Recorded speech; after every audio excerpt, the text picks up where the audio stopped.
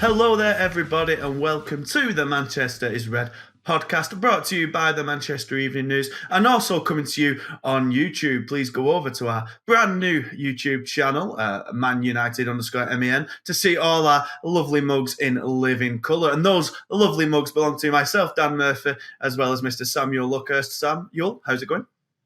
Very well, thank you. I've got a lot to live up to. You're sounding very festive.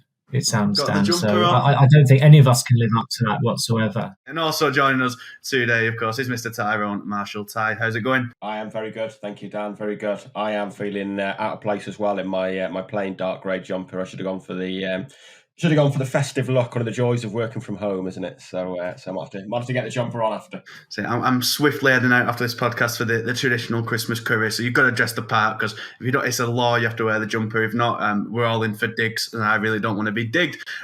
Digged much like Burnley were on Wednesday, when United returned to competitive action for the first time in over 5 weeks with a professional, comfortable 2-0 win. Samuel, you were there, of course. Was it good to be back? It was, yeah, absolutely. Obviously, the attendance was reduced due to some of the industrial action going on, but Burnley took a good contingent there. I think they had some like 6,000 or 7,000 supporters. United fans were in pretty good voice as well. You sense that a lot of people were grateful to be back after this not unexpected period of absence. Everyone knew it was coming, but it was still peculiar watching World Cup games with the weather like this, rather than having the windows open and sitting around in your shorts and it being summertime. But as you said, it was a professional performance by United. I thought it was a decent warm-up act in some ways for the Forest game next week, in that Burnley and Forest aren't separated by many places in the Football League ladder. Burnley are top, not lost many games this season. I think they only made 3 changes from the team that beat Middlesbrough, or Michael Carrick's Middlesbrough, as we have to now call them, at the weekend. So it was pretty good going for United that they got a reasonable 2-0 win. It wasn't without the odd hairy moment. I think we'll get onto Martin Dubravka at some point, but given that 5 of the starters were in World Cup squads, and I'd say some of those players look sharper than some of the players who were actually in the training camp in Spain. Rashford obviously scored a tremendous goal. Thought Fernandes was very influential. Eriksen, that's 2 goals in 2 games for him as well. And really the tone was set by Ten Hag's presence on the touchline. It seemed to me anyway, in the first 10 minutes, I've rarely seen him that animated. He clearly wasn't going to entertain any remote lethargy from players, whether they were at the World Cup or not. He was on their case quite quickly.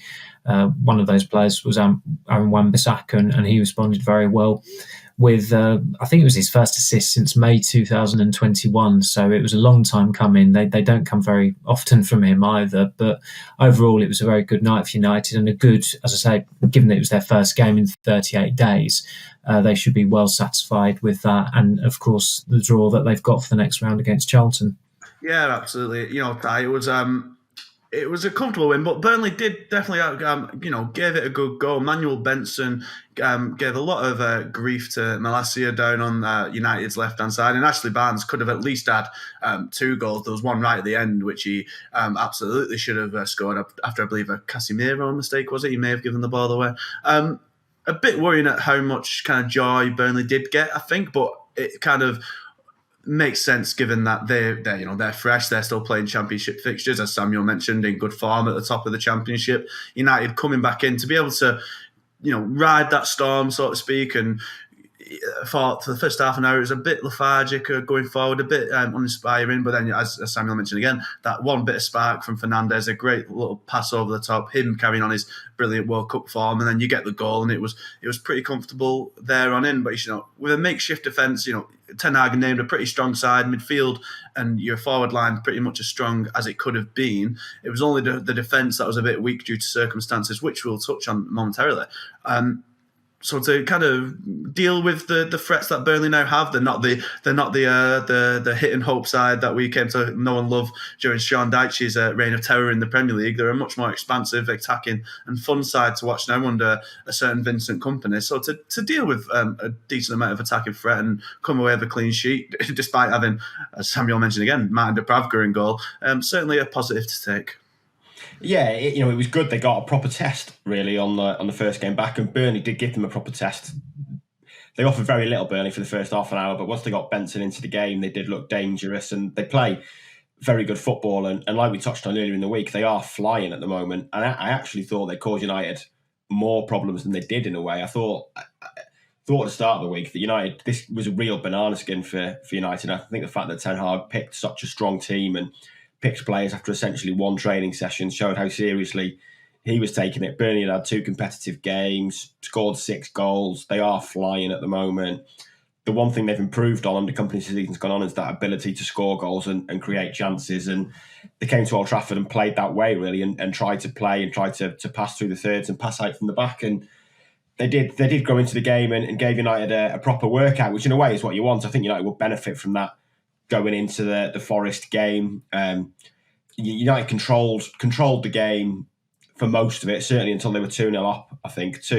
As we touched on, 2 really well-worked goals. I thought the Fernandes pass for the first was sublime, and Fernandes was magnificent. I thought he just looks phenomenal at the moment, the form he's in. You could see it kind of 3 or 4 weeks maybe before the World Cup that he was improving, and then he had a brilliant World Cup for Portugal and has returned, by the looks of things, in top form still. So he was excellent. But it was a proper workout, and I don't think, I'd be very surprised if Burnley weren't in the Premier League next season and playing that way. They might have games where they get thrashed playing that way, but they'll also have games where they cause good teams problems. And it was a good test for United, like we say, with a pretty makeshift defence. Right back who played 4 minutes all season, a defensive midfielder at centre back, a left back who hadn't played for a long time. So it was a makeshift defence, and it was good that they got a decent workout, I think. Samuel, the man coming out of the match with the headlines and the plaudits was Aaron Wan-Bissaka. The writing seemed to be on the wall for his time at United. Since his £50 million switch, I think it's hard to argue he's done anything other than kind of regress. He arrived as a really promising right back. Started well, got into the England squad, I believe, in the October after he signed, but had to pull out due to injury and still hasn't picked up his first cap. But, he was always a starter under Solskjaer, and I think maybe that lack of competition, at least, Dalot was there, but Solskjaer didn't seem to rate him, kind of cost him. He coasted a bit and he just regressed. He never managed to hone those attacking skills, which kind of made Solskjaer want to try and sign Trippier. And then the defensive side of his game towards the end started to abandon him as well.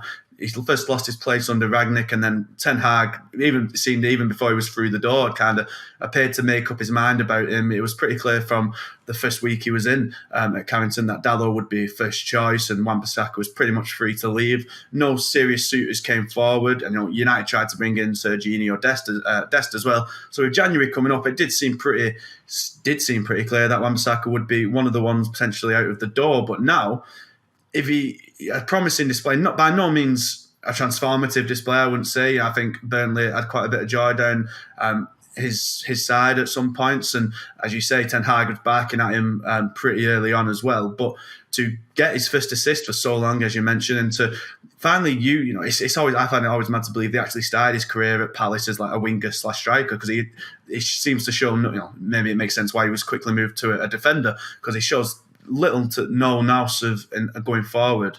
But he did there. He did really well to get to that ball. That was about to go out. He directed the ball straight into the path of the arriving Eriksen. And, first start since February, I believe you wrote. So to kind of come in, rusty as anything, to put in a really promising display like that, it's perfect timing ahead of the January transfer window. And, is there kind of life in his time at United yet?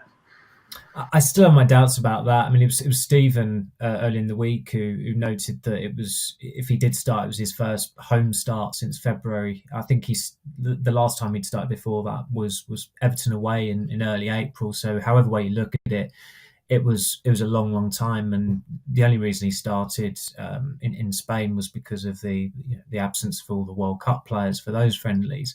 He didn't even start during pre-season. I think he he was obviously on the tour in Australia and in Bangkok, but Dalot started all those games. And then he was injured for the two final friendlies in Oslo against Atletico and Rayo Vallecano at Old Trafford. Fortunately, United have still got a level of interest in him, and West Ham, obviously the story was done last week, that they're still looking at him. You look at their situation at right back, it's not settled at all. There are other Premier League clubs you could easily see Wan-Bissaka ending up at. The needs of the first team do come first, and if Dalot is injured for the rest of this year, this calendar year I should say, then that's going to have an impact on what United decide to do with Wan-Bissaka, because they're not going to leave themselves short, and really it would kind of inconvenience them to have to try and sign a right back mid-season as well, whether it's on a loan or a permanent basis. It's only 1 month you've got, and obviously that month is going to be dominated by them trying to sign or looking to identify an ideal forward to come in and reinforce the attack. So if they can get away with keeping Wan-Bissaka, I think they'd be receptive to that, but it depends what the terms would be, the terms that are being offered by a buying club or a loaning club to take him off their hands, because I don't see any real way back there for him. As you say, it's almost, the cut-off point of his career almost coincided pretty much with Solskjaer's sacking. He did start a couple of games under Michael Carrick, but then it was a strange injury, something like a hand injury that forced him to miss Carrick's last game in caretaker charge against Arsenal. Dalot came in, didn't look back, and I remember when Wan-Bissaka was recalled, I think it was against Leeds in February, and everyone was shocked by it. It was completely incongruous inclusion, and he got done by Daniel James in that game for Leeds' equaliser. Unfortunately, United, they overspent on him. As Ty said the other day, he became this poster boy of how rigorous their recruitment is or was, with the whole 804 right back shortlist. I don't think that really did him any favours. Although in his first season he had a good first season. From then on, there's been maybe one minor purple patch. I seem to recall him playing very well against Southampton, but it was when United annihilated them 9-0, and Southampton were down to 10 men for almost the entirety of the game. So again, that's not exactly a reliable gauge. And again, it was also behind closed doors matches. So I think just because he's got an assist against Burnley, I don't think anybody's going to be getting carried away at all. It was good from United's perspective that he did come up trumps with that assist. As Rich said, he was at the game with me. It was such a typical Wan-Bissaka assist. He was even sliding as he was doing it as well. So he still managed to get his trademark included into an assist. But that, you still look at him and you think he does very much look like someone who was never a winger, and Palace concluded that quite quickly and decided you're a right back, and he's still a player that you could easily see playing for Palace. He's aligned with the profile of player that Patrick Vieira likes, the way Palace play, that level of the Premier League. I think he would be very, very well suited to them, and I think he's so well regarded still at Palace that there are people there who would be receptive to taking him back. So although the timing isn't ideal, where you've only got 31 days essentially to sort out a transfer, I don't think he's a player that should be short of takers. He was in the summer, but the problem there was that he'd had every United player involved with last season, almost every player anyway, had a disastrous season. It was always going to be difficult to shift them. If you're going to struggle to shift Ronaldo, you're going to struggle to shift other players. And the majority of the departures, of course, were on loans or with these... there was a lot of minutiae involved in the contracts. I mean, you double checking Eric Bailly's and what he has to do to trigger a permanent deal to Marseille. It's just not going to happen. He's got to play a certain number of games. Marseille have got to get into the Champions League. I mean, Bailly broke down the last time he stepped onto a pitch for Marseille. Alex Telles, he's in the Brazil squad, but nobody was going to stump up cash for someone who had 2 years left on their contract. I think was James Garner the only player sold for a fee? I'm just trying to think of anyone who's sold. Pereira, yeah, and exactly. So those are two players who are on loan elsewhere. So it's no coincidence that the two fees they obtained were for players who were not tarred with the brush of everyone else last season at United. So United have had to, they're having to give themselves a bit of breathing space, really, to kind of try and wipe the memory of what happened last season for some of these players' reputations to recover. And in the case of Wan-Bissaka, his reputation has possibly recovered in the eyes of some others in the Premier League by just not playing. They see him as a 50 million right back at Manchester United, who's only 25, who is clearly Premier League quality of defensive nature anyway, and think, well, he can do a job for us. So I still wouldn't rule out something happening next month, but of course, where Dalot has got that hamstring injury at the moment, it remains to be seen what happens there. And also, when Wan-Bissaka came off the other night, Ten Hag was having a quick conflab with him, and one of the medical staff was speaking to him as well. So I'm not sure if he picked up another injury there, possibly, which would be interesting given Dallow's injured, and the only other alternative is Brandon Williams. Well, speaking of players who won't be triggering clauses to make their loan moves permanent, Martin Dubravka. He came in surprisingly to start here against Burnley, and he made one nice save, to be fair to him, I think, from that man Benson. But on two moments, he nearly absolutely Paul Robinson did. The ball took his eye off the ball from a back pass and had to be alert to kind of pass it away. And what was the other thing? He did something else silly. What was the other thing? Oh, the catch. Just before that, he came forward. Yeah, sorry. I thought you meant about the punch, but yeah, I forgot Paul Robinson in Croatia. Yeah, the back pass. Yeah.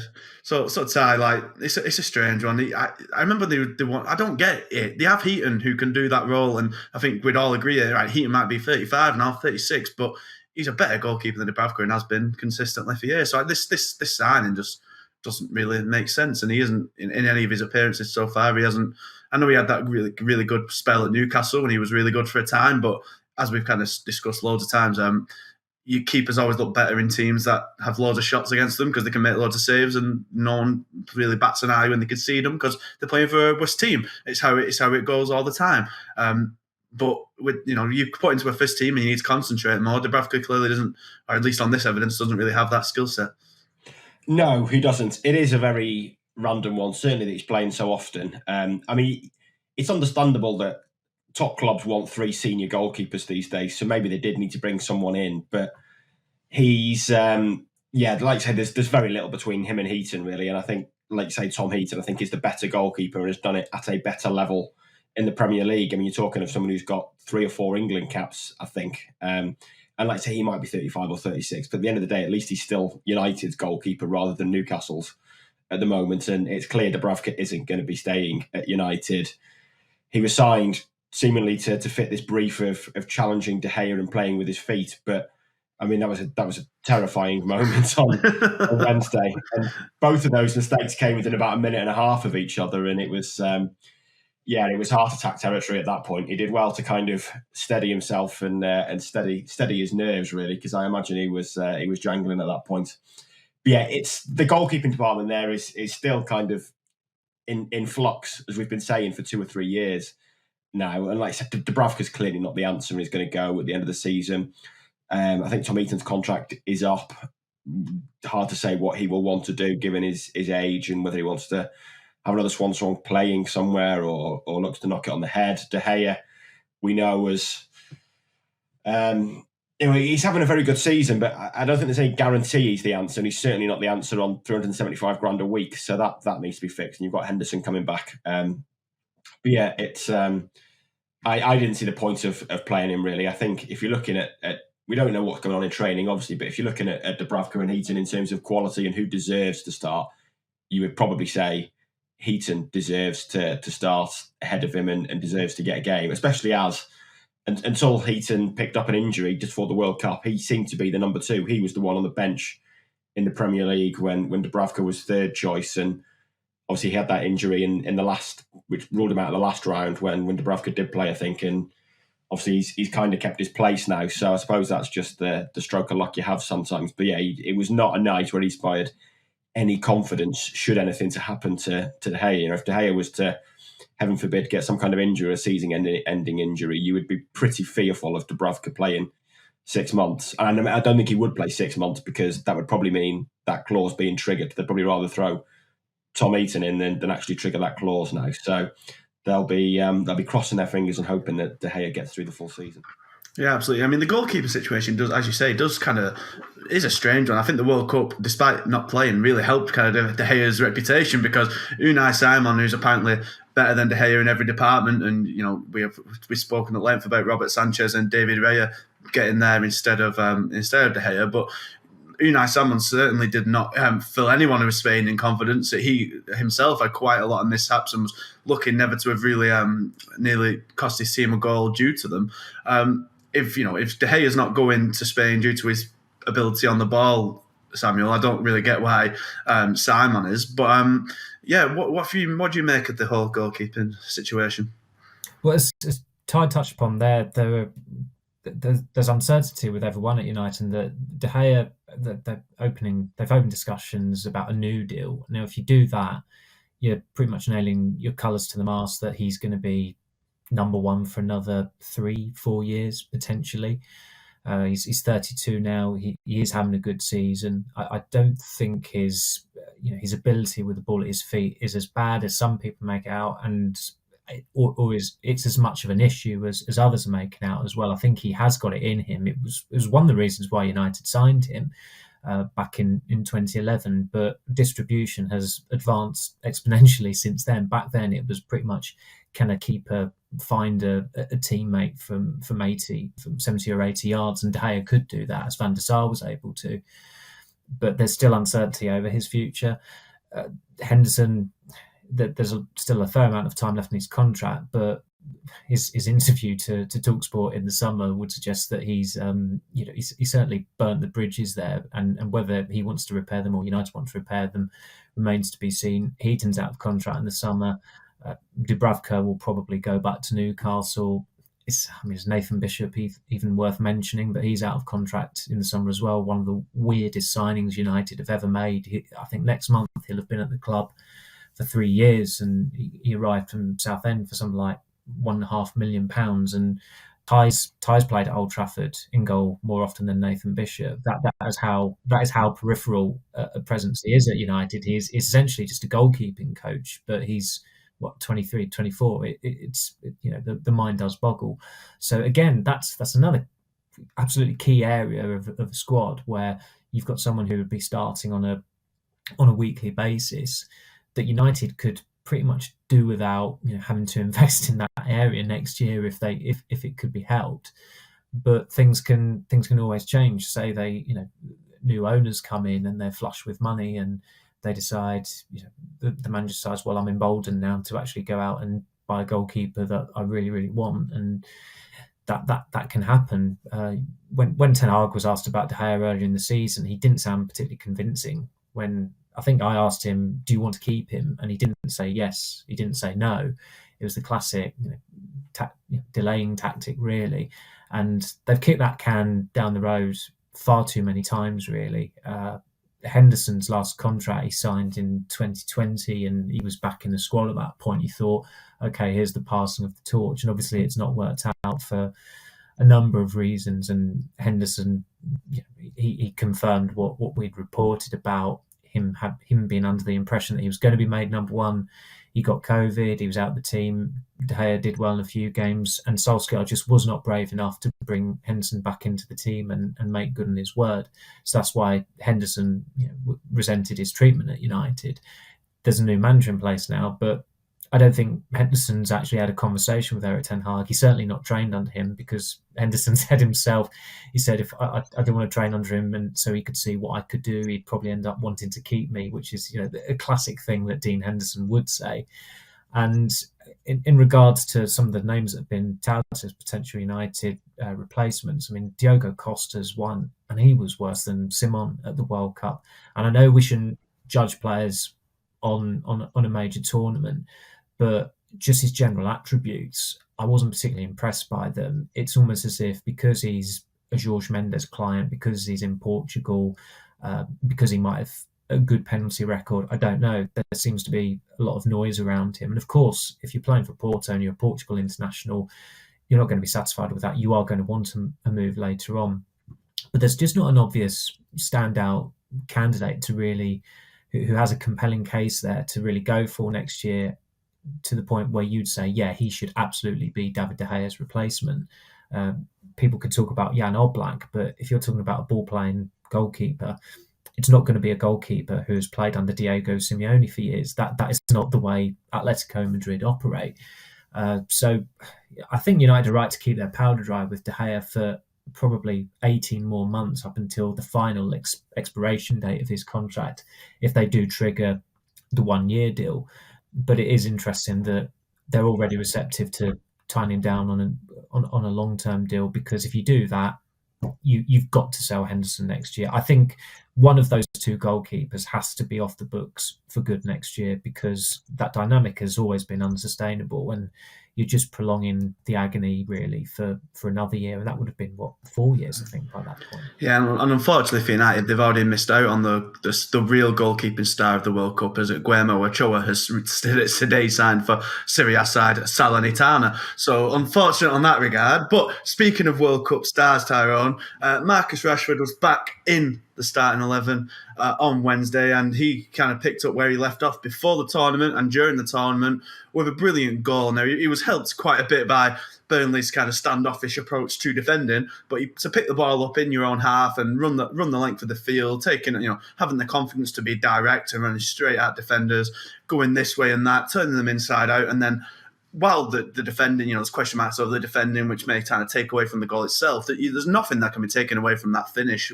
Left to the goalkeeper's left to the goal, across him and into that far corner. A really excellent finish, and it really does bode well for the coming matches. And Rashford I thought it was really well, is that even though on his weakest right side, where he's rarely performed well for United or anyone, to do it while he was at England and then to do it here now at United with that goal, it really does look good. And it's just so great to see him really kind of back to his confidence after a year or so kind of down in the dumps a little bit. Yeah, 100%. I mean, it's probably longer than that. It's probably 18 months to 2 years where he was just completely off it. And you look at the Marcus Rashford at the end of last season, when he couldn't get 2 games in a row for Ranić. When he came on, he looked completely devoid of confidence. He looked like his game had just fallen to pieces under Ranić. And it was, in a way, it was quite sad to see, because you know how promising he was and how good he could be. And I've always kind of defended Rashford on the idea that I was never too sure that he was handled the best way by United in terms of the football he played kind of from 18 onwards. He got into the team very unexpectedly, but then he was basically in the team every week after that, and he didn't really have an injury until that shoulder injury recently. He went away pretty much every summer with England at a tournament. He was in every England squad after that, and he kind of went from being below the radar, not really in the team, to getting that unexpected chance. And I mean, that was in February. By the summer, he was playing in the European Championships, and he was playing every week for United. And for someone who, it's kind of slowed down a bit after the injury, but for someone who's still only just turned 25, I think he's played a staggering number of games.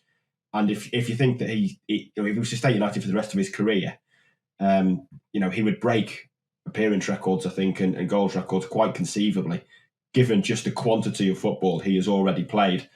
But he does look back to his best now, and we've said countless times now, I think we all felt Ten Hag would probably be good for him, and he certainly has been. And like I say, it wasn't the run that did it for me the other night, really. It was the finish. I thought that finish was just phenomenal, and that's always kind of the area you can tell with Rashford whether he's on it or not, because his finishing is unpredictable and can be a bit wayward, as we've always said. And it was only, I think it was the Tottenham game, wasn't it, when he was being criticised by Thierry Henry for kind of blasting every finish and not taking care with his finishing. And you do see that occasionally, and it's been a constant theme that for all the goals he scored, he also misses a lot of chances. But that finish was purely on instinct. And the way he got past the centre-back, I think it was Bayer, wasn't it? Jordan Bayer, the ball kind of broke to him maybe a little bit sooner than he expected. But he just hit it first time and with so much accuracy. I thought it was a phenomenal finish. And it's kind of one of those things where when you see Rashford doing that, you know he is on it and he is at the top of his game. And he looks that way at the moment. Like we said, he had a great World Cup.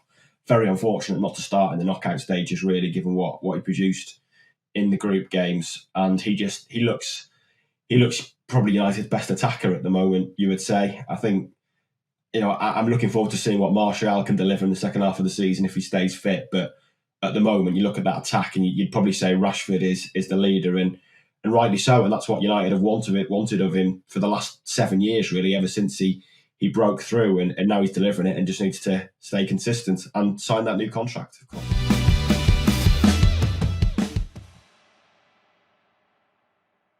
The one kind of intriguing bit to the game, Ty, was that centre-back partnership. We kind of touched on how it was a strong team elsewhere, but circumstances just meant that Ten Hag had to kind of make a bit of a makeshift back line, and say Bissaka coming back in at the right back. But at centre-back, it was Casemiro that was drafted in to partner Victor Lindelof. We'll touch on the situations with the other 3 centre-backs and why they weren't in momentarily. But what did you make of kind of Casemiro fitting in? It looks like there's a possibility they may have to play there again against Forest. And my concern wouldn't be with Casemiro. I thought he was fine. I think there was one mishap where he had a misplaced pass, but that could happen in midfield anyway. I think all his skills in midfield translate quite nicely to playing as centre back. I think the issue is that you're breaking up what's been exactly what's been such a driving factor for United in the upturn of results. It's been that midfield trio of Eriksen, Casemiro and Fernandes. To take him out and sadly for the replacement to be such a kind of a downgrade in quality in McTominay,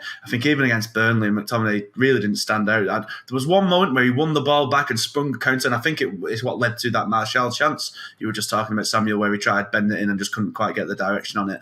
But that side, he was just, even against a championship side, he was misplacing passes, kind of charging about, and just wasn't that cool collective presence that Casemiro has been for the last couple of months. What do you reckon to the scenario? Yeah, McTominay's passing has always been inconsistent. I think it'd be fair to say he can do it, but there was also one in the first half, I think, where he presented. I can't remember if it was the first half or second half now, but he presented Burnley with a real opportunity just by playing a crossfield pass about 30 yards from his own goal that never had enough pace to get to the player. And that's always been, I think, an issue with McTominay's game, that his passing is maybe not as sharp and not as consistent as we expect. But when those team sheets landed on Wednesday, I presumed it would be McTominay at centre-back, given he has played that role for Scotland. And I mean, he played it in a back 3, but I think you could have done it against Burnley. I think either would have been fine, really, given Burnley's threat. They've got Ashley Barnes up front, who's obviously a nasty guy to play against, I think it would be fair to say. But they don't, they don't tend to lump it for him now and get him out sharpening his elbows and all of that stuff that they did in the Dyche. It's a bit more cultured now with Barnes as a very rarely used plan B to kind of get a few digs in. Tell that to the Blackburn goalkeeper who got shoved in the net the other week in an absolutely remarkable scene. Yeah, he's definitely got that about him, Barnes. I think either could play in central defence, and it'd be interesting to see what he does against Forest. Like you say, we'll come on to whether anyone else might fill that role, but it is a case that Casemiro is. You do lose a lot from midfield, I think, not just in terms of his ability as defensive midfielder, but even to get United playing. The thing I've been most surprised about with Casemiro is the quality of his forward passing and his ability to break lines with his passing since he arrived.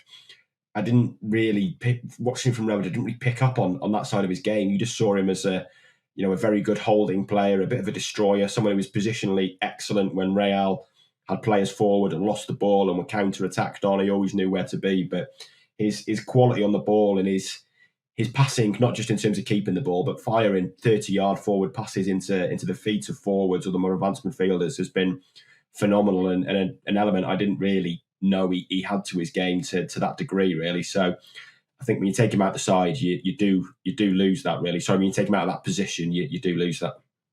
Yeah, definitely. But a win, a comfortable win, a professional win, coming back into action and into the quarterfinals. As you mentioned earlier, Samuel, Charlton next, and then United should be looking at least a semi-final finish here. The League Cup semi-finals are a bit more unpredictable given their two-legged nature. But you'd like to imagine if you kind of avoid City, United have no reason why they shouldn't be getting to a final, and hopefully a real chance of finally ending that 5-year trophy drought. And I think it's quite similar to kind of Mourinho's first season back in 2016-17. He similarly, even though he played Northampton in United's first game in the tournament, played a pretty strong team even against a team who even a team who'd just come up from League Two didn't take any chances. And Rashford I thought he was quite candid after the game, and quite candid on how hurtful he was after the England exit, but spoke really well about how winning the Carabao Cup, although a lot of teams see it as meaningless, but it gives a real boost and gives a taste of wanting to kind of win such trophies later on in the season, as Rashford said. And, we've seen City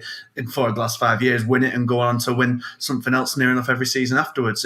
It can be a real driver, and Ten Hag clearly not taking any chances and clearly wants to win it.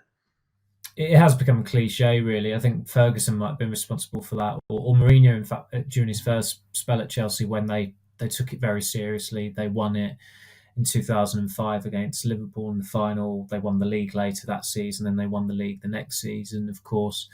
And Ferguson used to, the League Cup was like the ginger stepchild of trophies to him, really. He had nothing but contempt for it, it felt like, until it got to the point where United had gone a while without winning a trophy, and then come the 2005-06 season, which was a very fraught one, they took it very seriously and won it for only the second time. And so since then, United have never really treated it as an inconvenience. And as you said just then, Mourinho, I remember that game against Northampton, and I think that it was 1-1. He brought Ibrahimovic and Rashford on, so that's just how serious he treated it. Ten Hag has not really played a weakened team all season. The one time where he oversaw quite a notable amount of rotation was for the Sociedad game. United lost that, and in the end that cost them winning the Europa League group, and that's given them thrown up a draw with Barcelona in the playoff, which could jeopardise their chances of winning that competition. That they do just need to try and end that trophy drought as soon as possible. January is looking extremely hectic now because, as you say, they should get through to the semi-finals. The semi-final is two-legged, which just seems absolutely ludicrous in this day and age, really. Never mind the fact that it's a season where you've got a World Cup in the middle of it.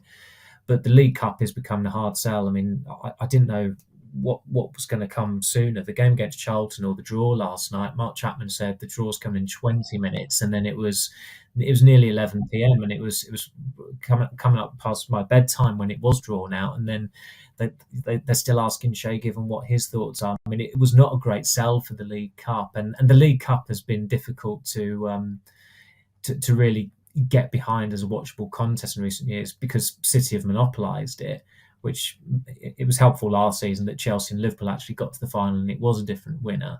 And that's the thing, it's normally a big team that wins it. I'm trying to think off the top of my head, maybe Swansea were the last side who won it outside the big six or what have you. So yeah, as you say, you had Birmingham in 2011, Villa got to the final in 2010. Spurs won it in 2008, and they got to the final in 2009. But traditionally, it's valued by the big clubs, and if Guardiola's valuing it, then everyone should value it, and Mourinho did before him as well. So it's a great opportunity for United. I suspect the EFL will be hoping that they and City both get through, and then they're kept apart in the semi-finals throughout the possibility of a Manchester derby in the final. So that's the tricky part for United. City is still in it; they're still loitering, and although it was a very watchable contest between them and Liverpool, I think City could have possibly won that game a little bit more comfortably, and they did look very good again. Away from the match, Ty, Ten Hag's been talking, of course, to you and your colleagues after the game, and it was quite interesting. He was asked about Cody Gakpo, and he shut that kind of speculation down pretty quickly. It came from Rudy van Nistelrooy saying earlier in the week that there comes a time when you can't say no for bids for certain players, when kind of contextually when you're a Dutch side, and those transfers are what keep you going. And Gakpo, of course, is one of the breakout stars of the World Cup. United were linked with him last summer, so they've seemingly had their eye on him for quite a while. But Ten Hag was kind of quick to shut that down and say, there were many good players in the World Cup, which is certainly a fact. But what do you reckon? Keeping his cards close to his chest, nothing kind of new there for managers. But what did you reckon to his response? Yeah, I think we've heard enough now from Ten Hag to know that he doesn't often speak about opposition players, and he is, Gakpo is a player that it's no secret United liked in the summer. I think when they signed, it always felt like he was a plan B to Antony, but the picture has changed with Ronaldo leaving.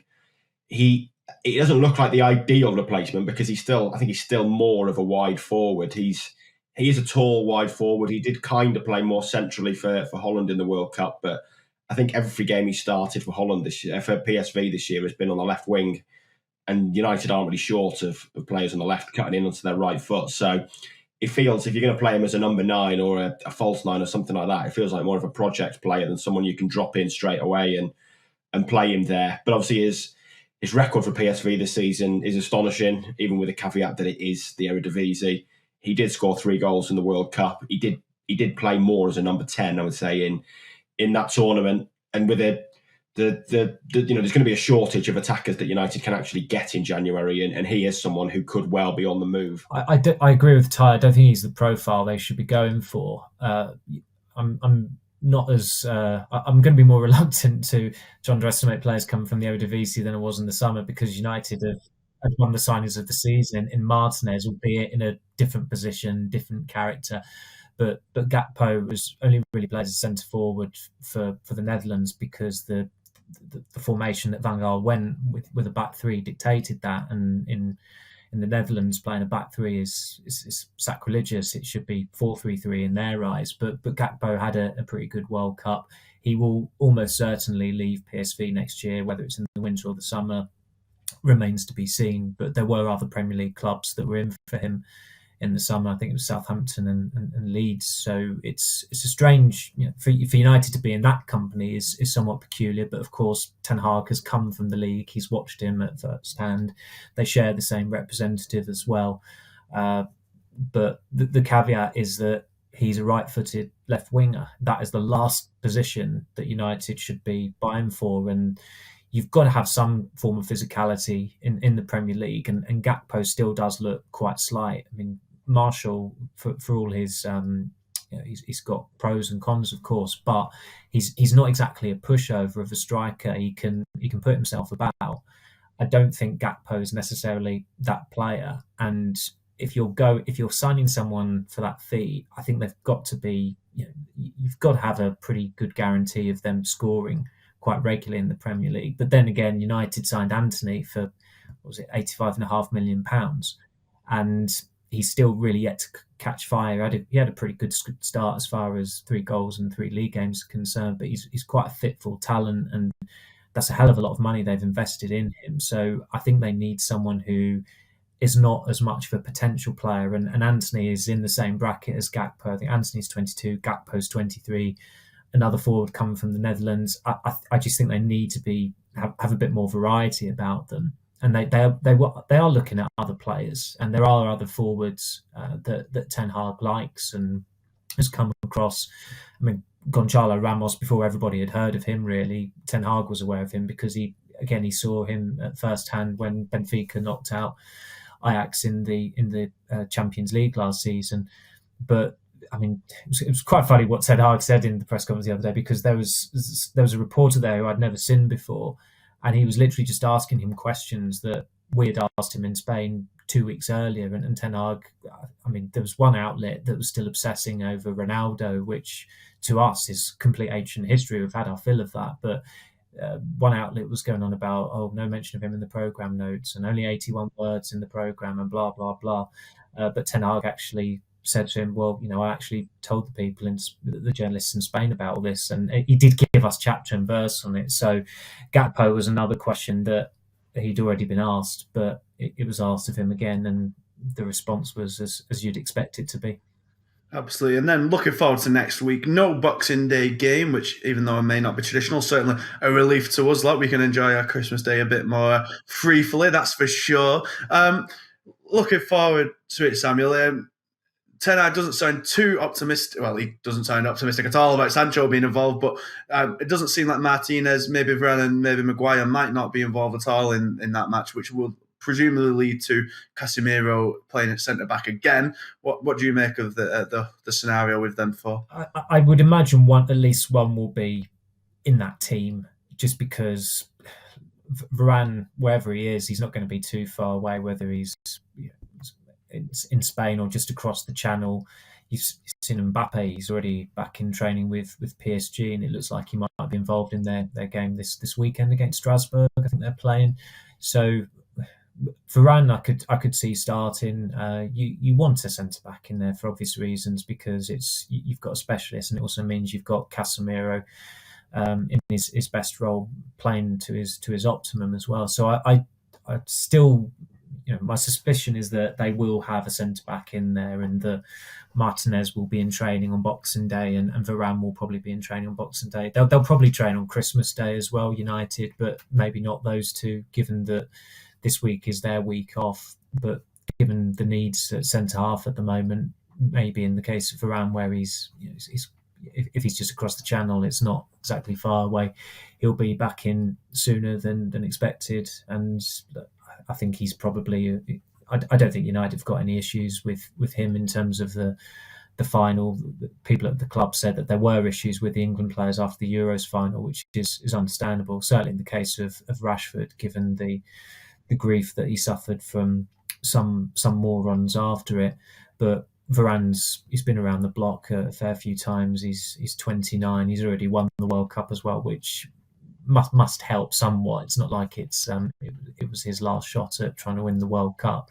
So you would hope that he would be available to play in that Forest game, and it would only be 9 days on from the World Cup final. So I think the mental challenges are greater than the physical ones in general. But I suppose in Varane's case, given how injury prone he's been at United, he's someone who will be taken care of a little bit more delicately. And Ten Hag said all these players who've come back from the World Cup, they are all on different programs. Nobody's on the same program, because it's different ages, different positions, different lengths of playing time as well. And Ty, how do you see this match coming shaking out? As Samuel mentioned at the start, not an awful lot of points between Burnley and Forest. And you can kind of play a similar way in Forest, wanting to be a bit more attacking. How do you see the game shaking out? Surely United kind of keep the good times rolling and come back to the Premier League with a victory? I would have thought so, yeah. Especially they've had that run out against Burnley, and the fixture gods have been very kind to them. I think post World Cup, playing Forest, Wolves, Bournemouth, first three back. I mean, two of the bottom three of the bottom 6 or 7, I would say. Two of those games at home. So the fixture computer has been very kind to them. Like Sammy says, I can see Varane starting that, even if he has one training session. Ten Hag 3 players in after one session yesterday. Varane is going to be close at hand. He might be keen to get a game and get the World Cup final out of his system. So I can see him playing, and really it shouldn't be a difficult fixture for United. And really they should be looking at the next 3 really and talking about 9 points out of 9, because I think the fixture list is certainly kind to them over Christmas. Absolutely. Well, we'll be back next week to talk about that, everyone. Thank you very much for listening to the latest episode of the Manchester is Red podcast. And of course, if you want to see it in living colour, you can go over to our YouTube channel, Man United UTD _MEN, and see all our ugly mugs live in motion. But once again, everyone, thank you very much for listening. We'll be back next week to delve into that Nottingham Forest game. But until then, it's goodbye for now, and we'll wish you all a very Merry Christmas. And ta-ra.